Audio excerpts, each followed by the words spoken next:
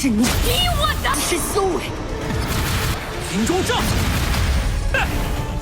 就算你知，家族都指望我，我是太出神。怒之末，可以自称神风飞刀，我是无用的。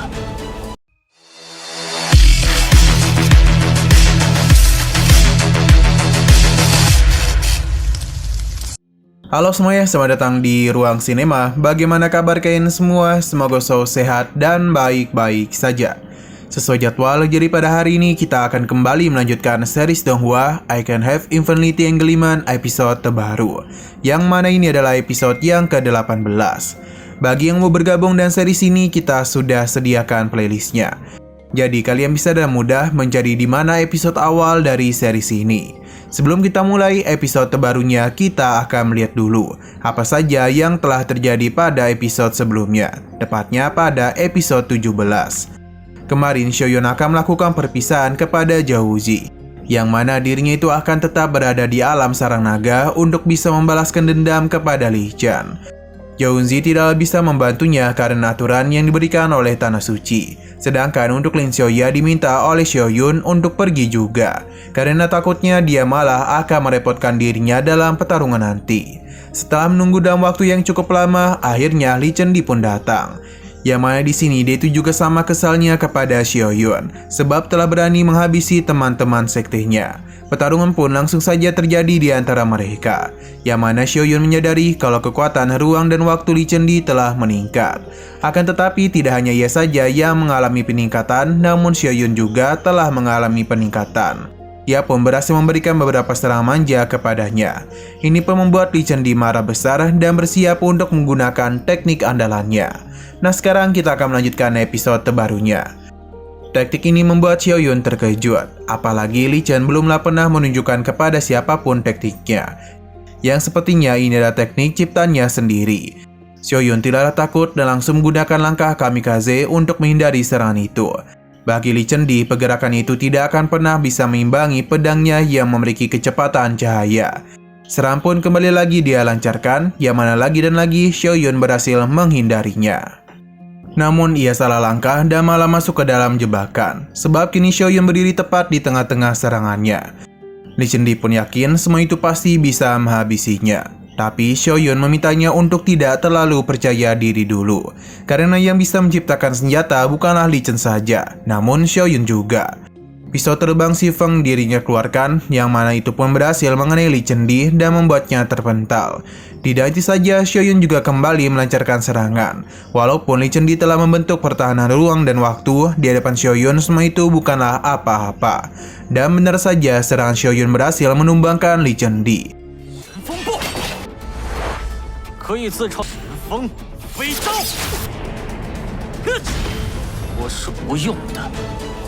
Tidak itu saja, ia juga tahu kalau Li Chen adalah seorang gadis. Ia penasaran apakah Li Chen tidak lelah selalu memakai topeng selama bertahun-tahun untuk merahasiakan identitasnya. Li Chen hanya tertawa mendengar apa yang Xiaoyun katakan, karena untuk apa juga dia merasa kasihan kepadanya. Li Chen pun mulai bercerita ketika ia berumur 8 tahun, ia sudah diakui sebagai pemilik tubuh ruang dan waktu, yang membuat keluarganya menyerahkan seluruh sumber daya mereka kepada dirinya. Dan semua itulah Li Chen bisa masuk ke tanah suci Taichu. Satu-satunya cara untuk membalas kebaikan keluarganya adalah menjadi seorang putra. Satu-satunya cara untuk membalas pengorbanan keluarganya adalah menjadi putra suci. Akan tetapi Li Chen merasa dirinya sangatlah terbebani. Padahal ia tidak menginginkan semua itu, namun ia tetap melakukannya. Dan Li Chen sudah banyak berkorban demi ambisi keluarganya. Xiaoyun tidaklah peduli dan apa yang dia katakan, karena itu tidak ada hubungannya dengan dia. Yang Xiaoyun inginkan hanyalah kematian Li Chen saja. Li Chen yang begitu marah mulai mengeluarkan seluruh kekuatan yang ia miliki. Bahkan dia membakar kultivasinya sendiri untuk meningkatkan kekuatannya. Serangan pun kembali Li Chen dilancarkan, namun ditahan oleh lonceng emas milik Xiaoyun. Dalam pertarungan ini sudah jelas kalau Li Chen lah yang unggul. Tapi Xiaoyun tentu memiliki kejutan lainnya.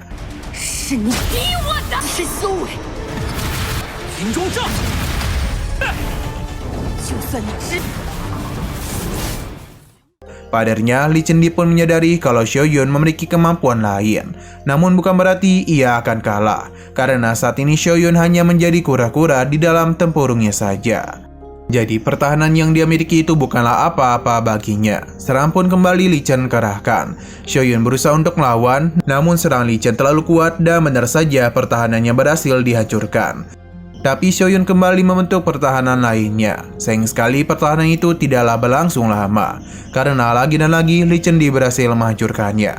Di sini Lee Chen Di pun mulai teringat dengan harapan egois dari keluarganya, yang hanya menginginkan dia menjadi putra suci. Jadi jika ia tidak bisa mengalahkan Xiaoyun, maka bagaimana cara ia bisa menjadi putra suci? Merasa puas bermain-main, Xiaoyun langsung saja melancarkan tinju hegemoninya, yang seketika saja menciptakan sebuah ledakan yang begitu dahsyat, bahkan menghancurkan domainnya sendiri. Melihat serangan tadi sepertinya telah menyadarkan Lee Chen Di kalau perbedaan kekuatan di antara mereka terlalu jauh. 家族都是我，口是太出神。 怒之末，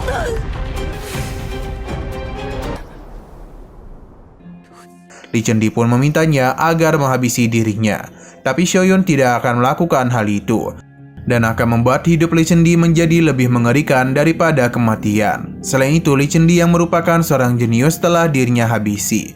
Apa yang Xiaoyun katakan membuat Lee Chen Di menjadi kebingungan apa yang dia maksud. Sampai akhirnya Lee Chen Di pun sadar kalau Xiaoyun telah membebaskan dirinya yang terjebak dalam tuntutan besar keluarganya. Lee Chen Di pun mulai mengingat memori masa kecilnya yang selalu dituntut untuk selalu hebat di segala hal. 皇帝不可以哭，我是不是？不，是我错了。 Setelah semua itu, kita pun dibawa keluar, yang mana Lin Xiaoya memberitahu kalau seniornya bukanlah pelaku yang menghabisi Liu Nansheng. Tapi tetua dari Tanah Suci Taichu memiliki hubungan baik dengan tetua Tiandao. Jadi bagaimanapun, Lee Chen Di tidaklah mungkin melakukan hal itu kepada Liu Nansheng. Lebih lagi ada Jin Horang yang bersaksi melihat kejadian itu. Lin Xiaoya tidaklah membenarkan hal itu. Tetua di Tian memberitahu kalau apa yang terjadi di dalam sarang naga merupakan hal yang sudah semua sekte sepakati, dan masalah di dalam sana tidaklah boleh dibawa keluar.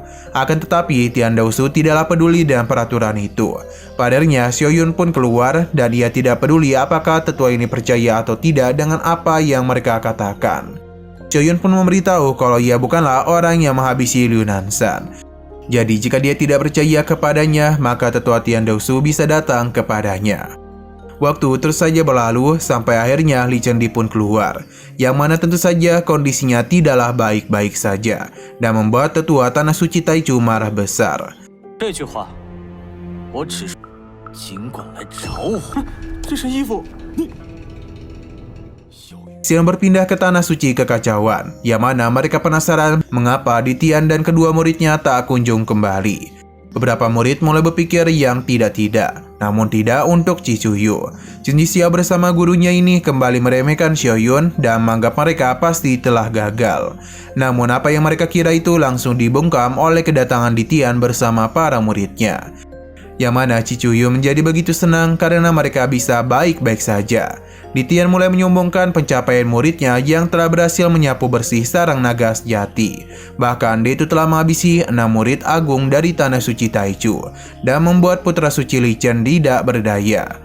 Atas apa yang Xiaoyun lakukan telah membuat nama Tanah Suci Kekacauan terkenal di seluruh dunia. Para tetua menjadi begitu senang dengan kabar itu.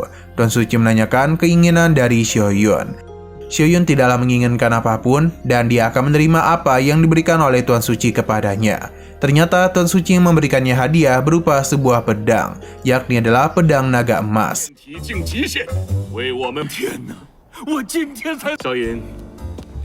这都是弟子应该做的。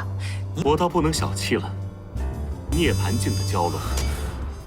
Dulu Tuan Suci pernah menggunakan pedang ini untuk menghabisi naga di dalam alam nirwana. Jadi pedang ini juga ditempa dari tulang naga. Mendapatkan senjata ini membuat Xiaoyun menjadi begitu senang. Nah, sayang sekali lagi seru-serunya, episodenya pun harus bersambung dulu. Oke, sekian dulu pada video kali ini. Untuk video selanjutnya akan segera hadir.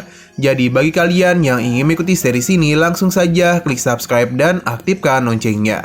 Terima kasih yang sudah menonton video sampai habis. Jika kalian suka pada video ini, klik like dan share ke teman-teman kalian tentang channel ini.